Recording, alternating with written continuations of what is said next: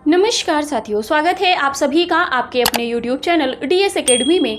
मैं डॉक्टर सुदेश कांतेजा आपके लिए लेकर चल रही हूँ टीजीटी पीजीटी हिंदी का संपूर्ण क्रैश कोर्स, वो भी निःशुल्क। अगर आप चैनल पर नए हैं तो चैनल को सब्सक्राइब कीजिए। आपने चैनल सब्सक्राइब कर रखा है, वीडियोज़ अच्छी लग रही हैं तो जितना हो ज़्यादा से ज़्यादा दोस्तों में शेयर कीजिए, या जो भी आपके पास पब्लिकली प्लेटफॉर्म है व्हाट्सअप स्टेटस लगा के भी आप वीडियोज़ को शेयर कर सकते हैं। जो भी हमसे नए कैंडिडेट जुड़ रहे हैं, अगर हमारे व्हाट्सएप ग्रुप से जुड़ना चाहते हैं तो ज्वाइन हो सकते हैं। डिस्क्रिप्शन में लिंक दे रखा है। उद्देश्य व्हाट्सएप ग्रुप का इतना है, अगर कोई क्लास अपलोड नहीं होती है या जो कथन है आलोचकों द्वारा कवियों के विषय में कहे गए, वो हम आपको पीडीएफ के माध्यम से हैंड रिटन नोट्स के रूप में आपको व्हाट्सएप ग्रुप में देते हैं, या जो पंक्तियाँ होती हैं कवियों की वो भी हम आपको व्हाट्सएप ग्रुप के माध्यम से व्हाट्सएप ग्रुप में पीडीएफ के माध्यम से देते हैं। क्योंकि यहाँ पे सबको लिखाना यानी कि बहुत ज़्यादा विस्तृत हो जाएगा और आपके पास भी समय का अभाव है कहीं ना कहीं, हमें लग रहा है। और हम वीडियोस की संख्या बढ़ाने की ओर अग्रसर हैं, लेकिन कहीं ना हम रुक जाते हैं। क्यों? क्योंकि हमें प्रतिक्रिया उतनी नहीं मिल रही है जितना कि हम मेहनत कर रहे हैं। तो थोड़ा सा सहयोग आप अपना बढ़ाइए हमारे प्रति। जो भी आपके पास व्हाट्सएप ग्रुप है, फेसबुक ग्रुप है, टेलीग्राम ग्रुप है, आप उनमें भी वीडियोस को शेयर कर सकते हैं। जो भी हमसे नए कैंडिडेट जुड़ रहे हैं, थोड़ा सा अगर वो आगामी परीक्षाओं में सफलता निश्चित करना चाहते हैं, देखिए एक होता है कि पढ़ के यूं ही छोड़ देना, क्योंकि कहीं ना कहीं आपके मन में ये भी रहता है कि हमने कुछ पे तो मैम को किया नहीं है, परीक्षा उपयोगी तथ्य हैं भी कि नहीं है। लेकिन आप विश्वास रखिए, जो भी आपको तथ्य दिए जा रहे हैं वो प्रामाणिक हैं, प्रामाणिक इतिहास ग्रंथों से हैं और सभी तथ्य परीक्षा उपयोगी हैं। अनायास तथ्य हम कोई भी नहीं लेके आ रहे हैं। टीजीटी पीजीटी का जो हम पाठ्यक्रम कंप्लीट करा रहे हैं, इसमें डॉक्टर नगेंद्र बच्चन सिंह और रामचंद्र शुक्ल, रामस्वरूप चतुर्वेदी आदि जो इतिहासकारों के जो इतिहास ग्रंथ हैं, उनसे भी प्रश्न जो नेट असिस्टेंट प्रोफेसर में बनते हैं वो भी हम आपको कराते हैं। इस तरीके से आप निश्चिंत रहिएगा कि परीक्षा में प्रश्न यहाँ से बनेंगे भी कि नहीं बनेंगे। हम आपको सीधा सीधा बताते चलते हैं कि कहाँ से प्रश्न बन सकता है, कहाँ से नहीं बन सकता है। तो आप थोड़ा सा हमारे साथ में कोऑपरेट कीजिएगा, थोड़ा सा सहयोग दीजिए, वीडियो को जितना हो शेयर कीजिए, क्योंकि आपका अपना डीएस एकेडमी परिवार है। ठीक है, चलिए इस समय बात करते हैं हम अपने कुछ कैंडिडेट के मन में शंका है कि मैम आप बीच में क्लासेस ना छोड़िएगा, कई हमें कॉल भी करते हैं। तो आप इस तरफ से निश्चिंत रहिए, हमने आपसे वादा किया है पूरा आपको कंप्लीट कोर्स कराएंगे, तो वो पूरा कराएंगे। लेकिन आपका सानिध्य हमें कम मिल पा रहा है, आपका स्नेह हमें कम मिल पा रहा है, तो कहीं ना कहीं हताश हो जाते हैं। थोड़ा सा मतलब हेल्थ इशू चल रहा है, इसकी वजह से क्लासेज कुछ कम या कभी कभी नहीं भी दी जाती है, और इत्तेफाक से इतनी व्यस्तता हो जाती है कि हम मैसेज भी नहीं पिन कर पाते हैं व्हाट्सएप ग्रुप में भी।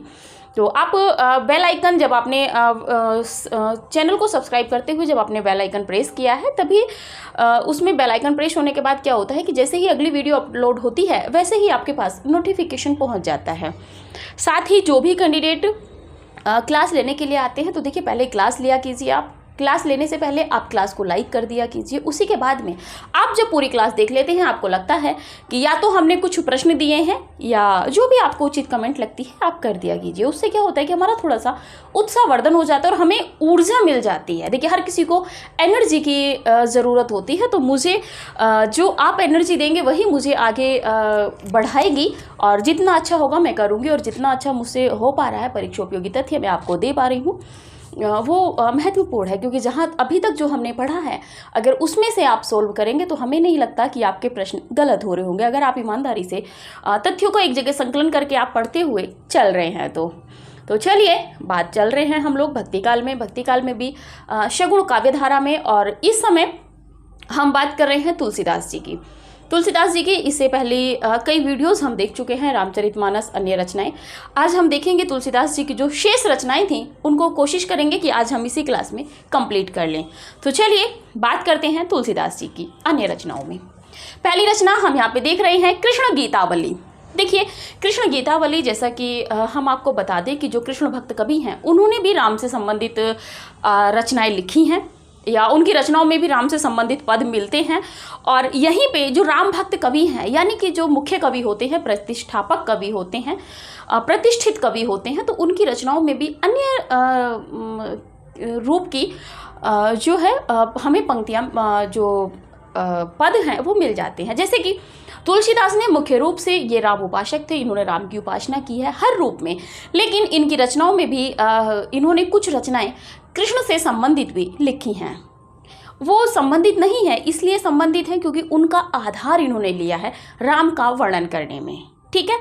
और कुछ रचनाएं लिखी भी हैं। तो चलिए बात करते हैं यहाँ पे। जैसे कि हमने अभी पीछे देखा था जायसी जी को सूफी काव्य में, तो सूफी काव्य में आपने देखा था कि कान्हावत नाम से जायसी जी ने भी कृष्ण का वर्णन किया है, जबकि वो तो मुस्लिम कवि थे और सूफी काव्यधारा के कवि थे और उन्होंने सूफी परंपरा, मसनवी शैली, इन सब पे रचनाएं की थी। उसके बाद भी उन्होंने कृष्ण के रूप का भी वर्णन किया था। निर्गुण कवि थे, उसके बाद भी उन्होंने सगुण रूप का वर्णन किया था कृष्ण के। तो चलिए बात करते हैं यहाँ पे तुलसीदास जी पे।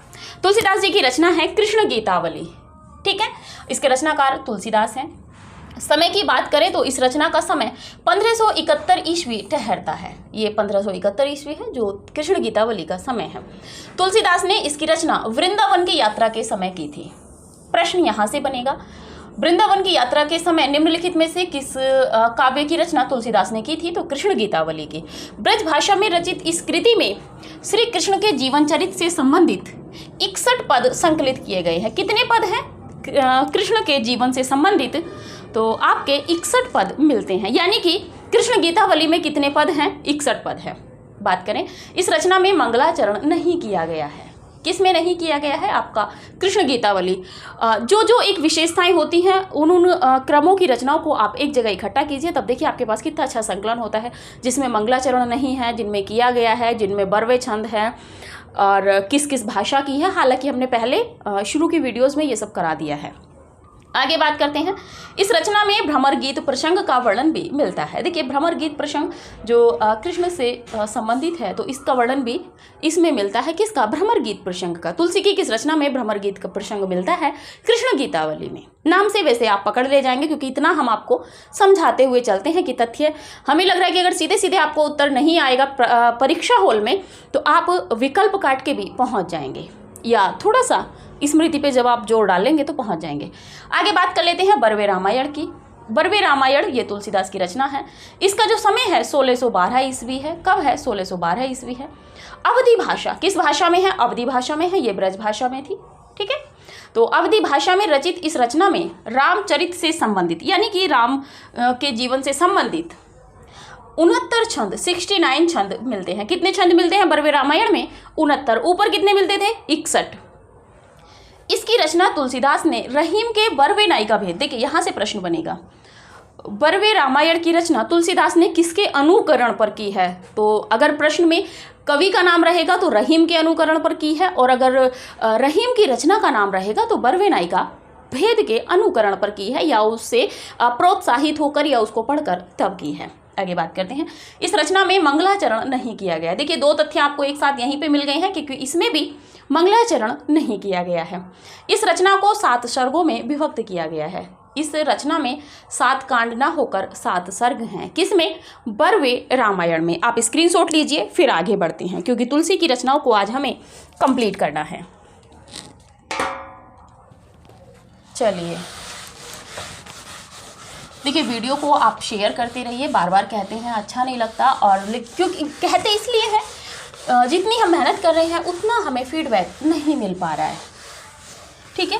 व्हाट्सएप ग्रुप ओपन करते हैं तो पता चलता है कि लोग अनायास उसमें लिंक शेयर करने लगते हैं। जो निदेशक हैं आपके, वो फिर प्रॉपरली जब बंद कर देंगे तो आपका कोई औचित्य नहीं बचेगा, ठीक है। चलिए बात करते हैं अगली रचना की। अगली रचना है पार्वती मंगल। पार्वती मंगल रचनाकार की बात कर लें तो तुलसीदास हैं। थोड़ा स्पीड से चलेंगे क्योंकि आज हमें ये कंप्लीट करनी है। समय की बात करें इसका, तो इसका रचना समय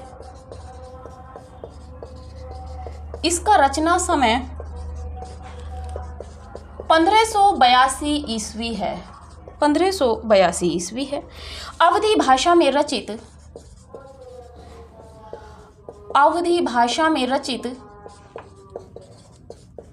इस रचना का कथानक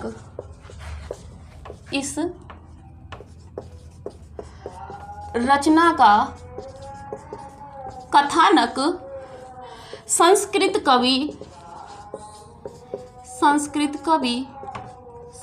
कवि महाकवि कालिदास द्वारा रचित, कालिदास महाकवि कालिदास द्वारा प्रणीत महाकाव्य कुमार संभव पर आधारित है। प्रणीत महाकाव्य कुमार संभव पर आधारित है। इस खंड काव्य में 164 छंद हैं। इस खंड काव्य में 164 छंद हैं, जिनमें शिव पार्वती के विवाह का वर्णन है। जिनमें शिव पार्वती के विवाह का वर्णन है। 164 छंदों में शिव पार्वती के विवाह का वर्णन किया गया है। इस रचना के प्रारंभ में महत्वपूर्ण है। इस रचना के प्रारंभ में मंगलाचरण व अंतिम में, प्रारंभ में मंगलाचरण व अंतिम में स्वास्तिक वाचक, अंतिम में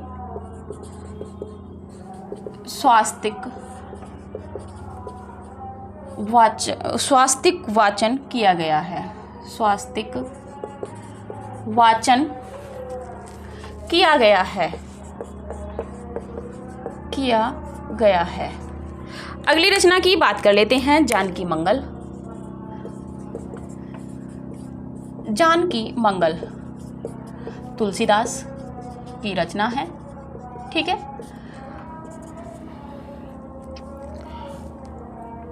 इस खंड काव्य का समय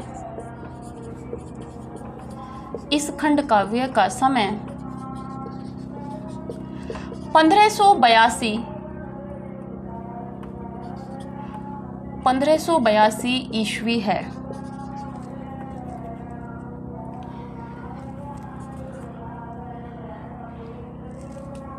अवधी भाषा में रचित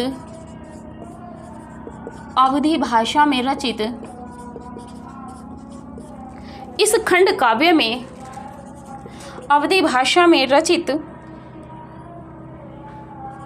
इस काव्य में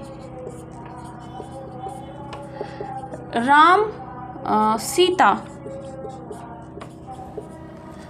सीता के विवाह संबंधी कथा वर्णित है। बात कर लेते हैं। इस रचना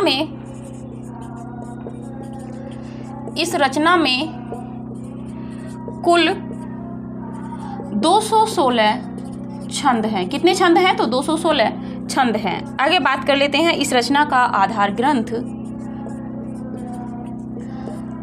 इस रचना का आधार ग्रंथ वाल्मीकि रामायण है। वाल्मीकि रामायण है। चलिए बात करते हैं पूर्ण रूप से इस तथ्य के ऊपर। पार्वती मंगल नाम से प्रतीत हो रहा है कि पार्वती मंगल यानी कि पार्वती के मंगल के संबंध में ये रचना की गई है और इसके रचनाकार भी तुलसीदास हैं। इस रचना का जो समय है 1582 ईस्वी है। यहाँ से प्रश्न बनेगा। आगे बात करते हैं अवधी भाषा में रचित इस रचना का कथानक। इस रचना का किस भाषा में है? अवधी भाषा में, महत्वपूर्ण है। का कथानक संस्कृत कवि महाकवि कालिदास, संस्कृत के जो कवि हैं कालिदास द्वारा प्रणीत महाकाव्य कौन सा है? कुमार संभवम। वैसे कुमार संभव या कुमार संभवम बात एक ही है, संस्कृत में माँ लग जाता है, कुमार संभवम पर आधारित है। तुलसीदास ने अपनी किस रचना का आधार कालिदास प्रणीत रचना महाकाव्य कुमार संभवम को बनाया है? तो आपका पार्वती मंगल रचना है। इस खंड काव्य में क्या है? खंड काव्य है। 164 छंद है। कितने छंद है? 164 छंद है, जिनमें शिव पार्वती के विवाह का वर्णन है। शिव पार्वती के विवाह का वर्णन नाम से प्रतीत हो रहा है। कितने छंद है? 164 छंद। इस रचना के प्रारंभ में, देखिए जब प्रारंभ होता है तो उसमें मंगलाचरण किया गया है और अंतिम में स्वास्तिक वाचन भी किया गया है।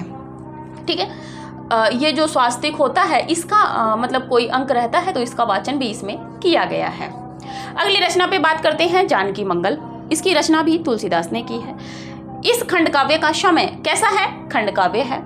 समय 1582 ईस्वी है इसका भी। ठीक है, अवधी भाषा, भाषा कैसी है इसकी? अवधी भाषा है।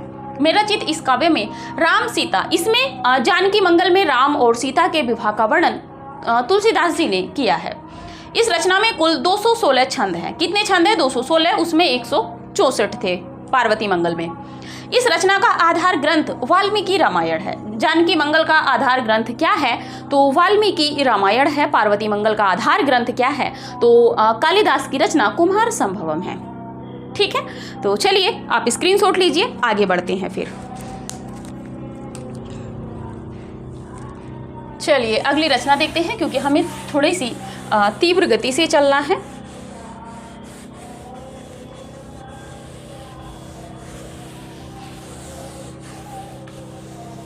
अगली रचना की बात करते हैं, रामलला नहछु। रामलला नहछु, तुलसीदास। आगे बात कर लेते हैं। तुलसीकृत इस रचना का समय, तुलसीकृत इस रचना का समय 1582 ईस्वी है।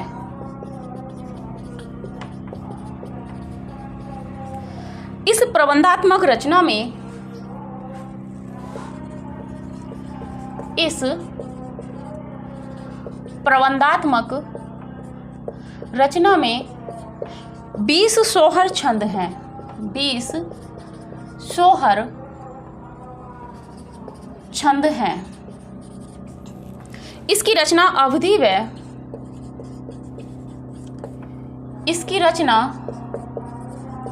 अवधी व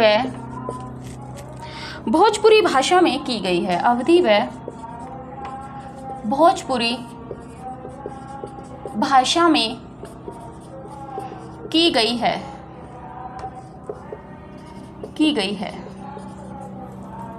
इस रचना में विवाह के अवसर पर, इस रचना में विवाह के अवसर पर गाए जाने वाले गीतों का संकलन किया गया है। विवाह के अवसर पर गाए जाने वाले गीतों का संकलन किया गया है। गीतों का संकलन है। ठीक है, अगली रचना पे बात करते हैं। अगली रचना है आपकी रामाज्ञा प्रश्नावली। रामाज्ञा प्रश्नावली, रचनाकार तुलसीदास हैं। ठीक है, आप अपने नोट्स को कितने भी अच्छे से लिख सकते हैं, हमारे पास समय का अभाव है, तथ्य अधिक हैं, इसीलिए तुलसी ने इस ग्रंथ की रचना, तुलसी ने इस ग्रंथ की रचना 1612 ईस्वी में की थी। रामशलाखा,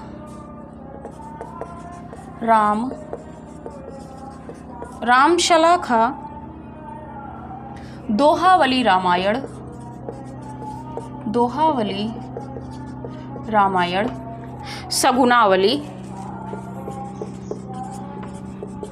शगुनावली, रघुवर शलाखा आदि इस रचना के अन्य नाम हैं। आगे बात करें तो इस ज्योतिष विषयक ग्रंथ में, इस ज्योतिष विषयक ग्रंथ में 343 छंद हैं। वाल्मीकि रामायण से प्रभावित वाल्मीकि रामायण से प्रभावित इस रचना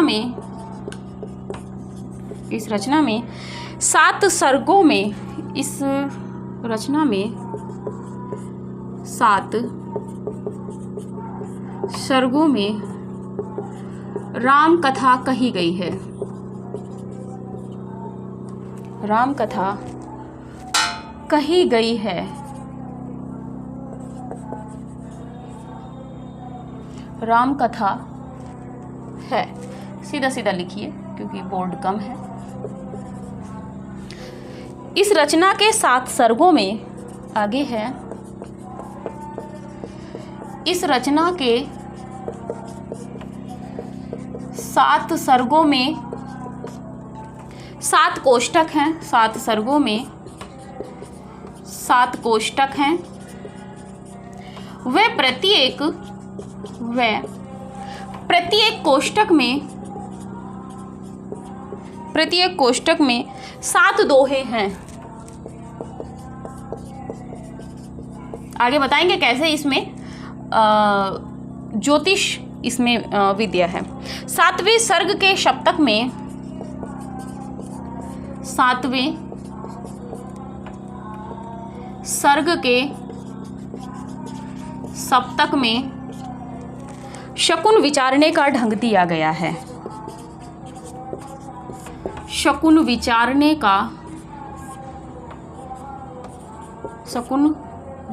का ढंग दिया गया है।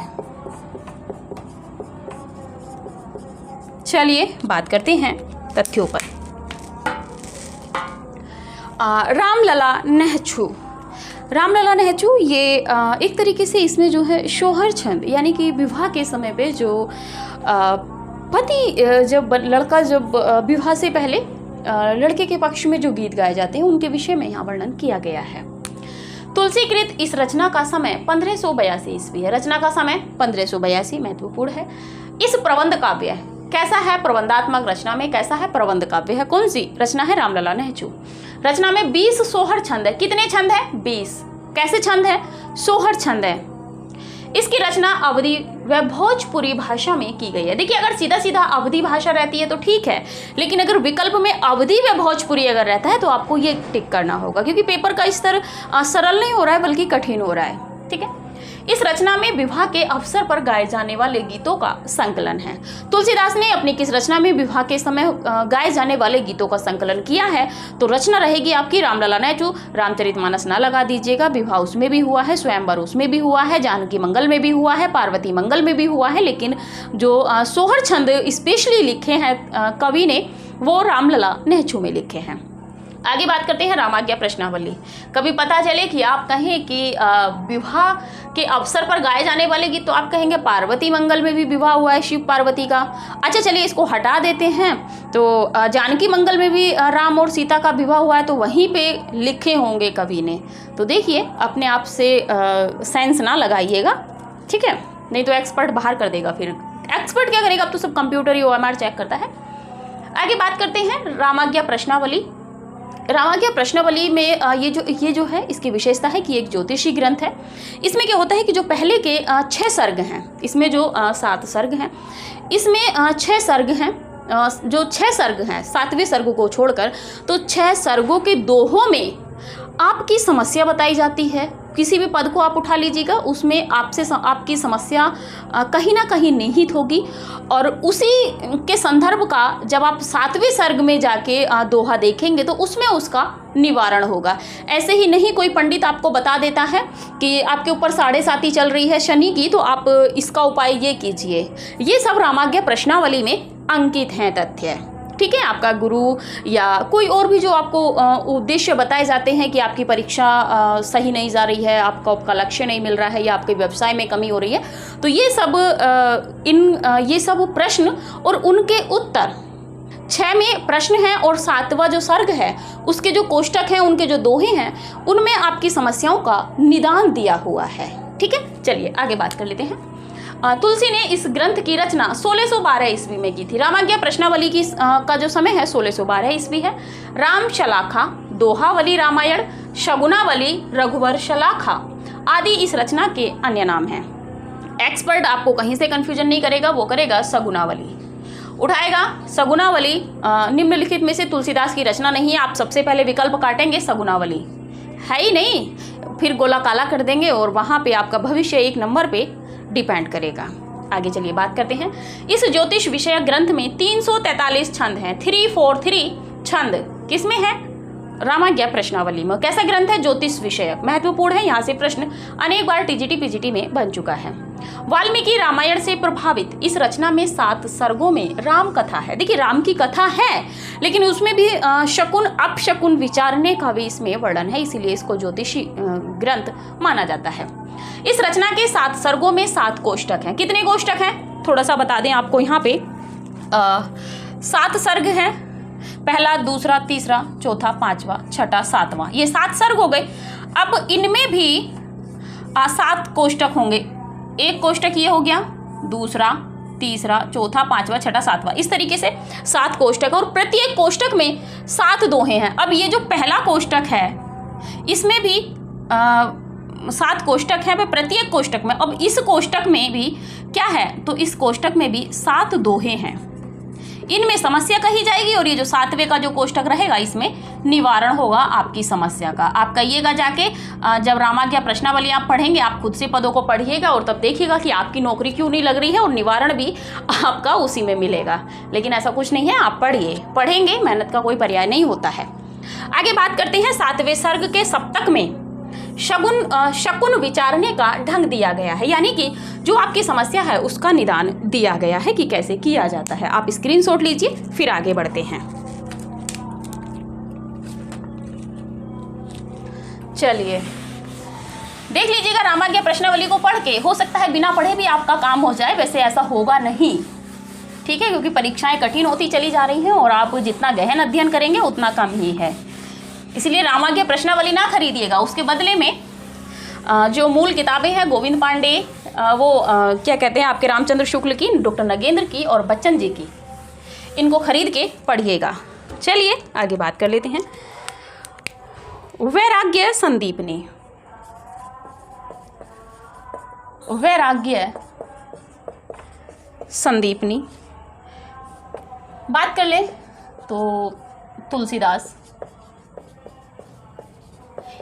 के संबंध में जो आलोचनात्मक रचनाएं हैं वो हम आपको पीडीएफ के माध्यम से व्हाट्सएप ग्रुप में प्रेषित कर देंगे।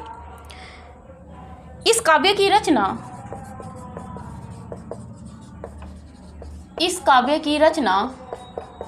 1612 ईस्वी में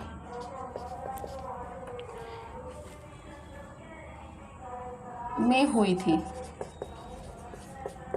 तुलसीदास ने की थी, ये आप जानते ही हैं। इस मुक्तक काव्य की रचना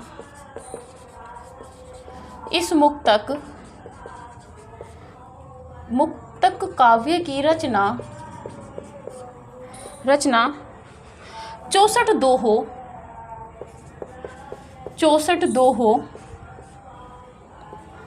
2 सोरठों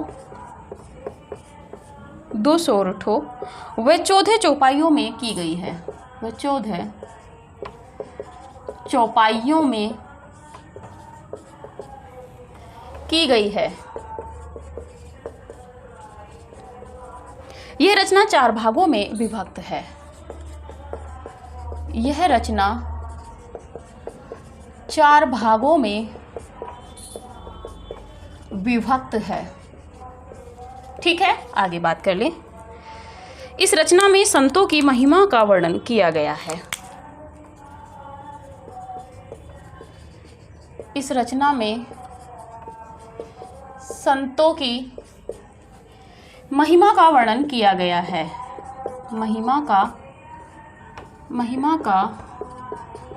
वर्णन किया गया है।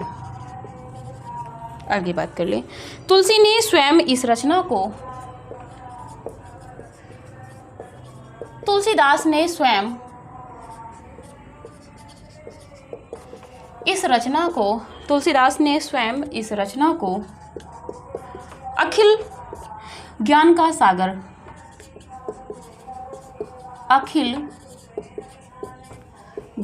सागर कहा है। ठीक है, आगे बात कर लेते हैं। एक और अंतिम रचना बची है, हनुमान बाहुक। तुलसीदास, इनके विषय में जानते हैं। यह तुलसी की अंतिम रचना मानी जाती है। यह तुलसीकृत अंतिम रचना मानी जाती है। ठीक है, आगे बात कर ले। इस रचना में कुल 44 छंद हैं। इस रचना में कुल 44 छंद हैं। यह तुलसी की छोटी रचना है। यह तुलसी की छोटी रचना है जो उन्होंने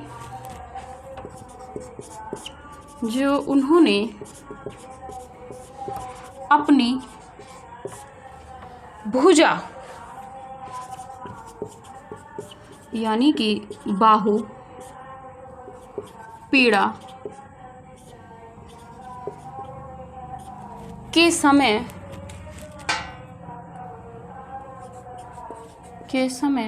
बाहु पीड़ा के समय पीड़ा से मुक्ति के लिए लिखी थी।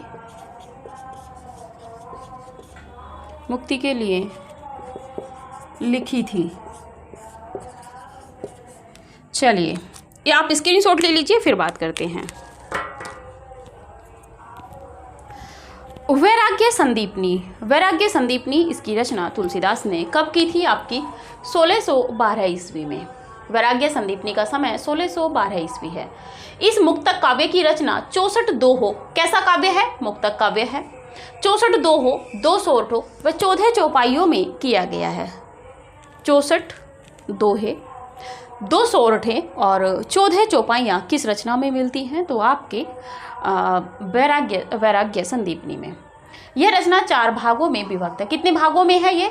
4 भागों में। कौन सी रचना है? वैराग्य संदीपनी। इस रचना में संतों की महिमा का वर्णन किया गया है। तुलसी ने अपनी किस रचना में संतों की महिमा का वर्णन किया है? या तुलसीदास ने अपनी किस रचना में राम का वर्णन ना करके लोकमानस के संतों का वर्णन किया है? तो ये रचना है वैराग्य संदीपनी। आगे बात करें, तुलसी ने स्वयं इस रचना को अखिल ज्ञान का सागर कहा है। प्रश्न है, तुलसीदास ने अपनी किस रचना को अखिल ज्ञान का सागर कहा है? या तुलसीदास की किस रचना को अखिल ज्ञान का सागर कहा गया है? तो रचना रहेगी वैराग्य संदीपनी। आगे बात कर लें हनुमान और बाहुक, यानी कि बाहुक का मतलब है यहाँ पे भुजा से। ये जो आपकी बाह होती है, इससे मतलब है उसमें क्या हुआ है कि इस रचना में तुलसीदास की जो एक भुजा थी, जो बाह थी, वो बहुत ज़्यादा ये पीड़ित हो गए थे उससे। उसमें कोई जैसे कि होता है ना, दर्द रहने लगा था और वो असहनीय हो गया था। तो उस समय पे तुलसीदास जी ने हनुमान के समक्ष ये अर्जियाँ लगाई थी, अर्जियों के रूप में, जैसे कि विनय पत्रिका हम देखते हैं, उसी तरह इन्होंने ये रचना लिखी है। इसमें अपने दर्द को बयां किया है और उनसे कहा है कि मेरी इस पीड़ा का निवारण कीजिए। तो तुलसीकृत अंतिम रचना मानी जाती है। ये अंतिम रचना इसलिए मानी जाती है क्योंकि तुलसीदास ने अंतिम में इसको लिखा था। ठीक है, लेकिन अगर कवितावली विकल्प में रहेगा तो कवितावली रहेगा, और अगर कवितावली विकल्प में नहीं है तो फिर हनुमान बाहुक विकल्प में रहेगा। इस रचना में कुल 44 छंद हैं। कितने छंद हैं? आपके हनुमान बाहुक में 44 छंदों में है। यह तुलसी की छोटी रचना है। कैसी रचना है? छोटी रचना है, क्योंकि 44 छंद हैं। हालांकि एक में 20 सोहर छंद भी देखे थे, लेकिन ये छोटी छंद रचना है जो उन्होंने अपनी भुजा यानी कि बाहु पीड़ा के समय पीड़ा से मुक्ति के लिए लिखी थी। किसके समक्ष लिखी थी? ये हनुमान जी के लिए लिखी थी और किस लिए? अपनी भुजा के निवारण के लिए। सीधा सीधा यहाँ से प्रश्न बना है कि तुलसीदास ने अपनी भुजा या बाहा की पीड़ा के लिए किस रचना को लिखा था। तो ये है आपकी हनुमान बाहु को। तो आज की जो क्लास है वो यहीं तक रखते हैं। इसी के साथ में तुलसीदास जी हमारे कंप्लीट होते हैं।